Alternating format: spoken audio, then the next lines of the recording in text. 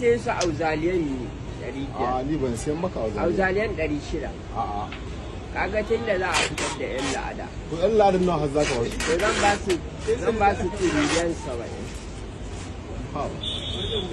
Ka ba shi 100. Gaskiyar magana bari wani cikin ba ni ban kafa in ka daga wayar tukunna. Wayar waye kira ka ma tukunna. Salamu alaikum. Na'am.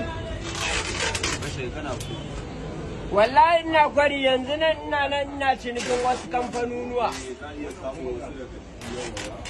Ina nan wajen Unity.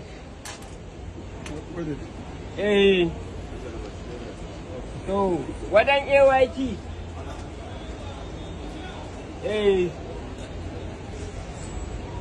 To.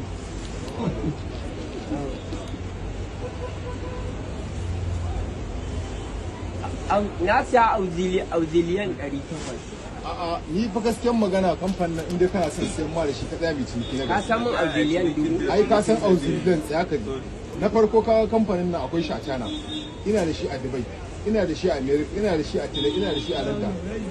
Duk wannan kasashen na siya auziliyan 2000 kawai. Ai na rike. Kuma dala kake so ko pound ko sefa ko dirham ko euro ko pound sterling nake so. To bari in bude sai Abubakar ya tura ma. Kashi zaka bar ko transfer zaka yi. Transfer za a yi ma yanzu a tura ma. In ga tura mai sa ni mai transfer fa auziliyan 2500 sa mai.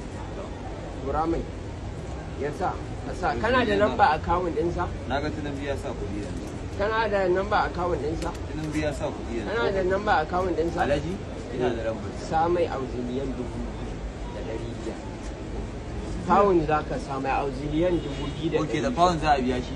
Auziliyan 2500. Ba da ba ka tsaka ci lada ba. Wallahi auziliyan ka sa ne. Auziliyan 2000 ka sa in fikan ka sa in wani. In ka sa in nan ba sai ka sa kamar yadda ake rubuta suna. Ka sa dan A da ka sa suna na. sai sa kuma AA ba yi. Ba ya ka sa.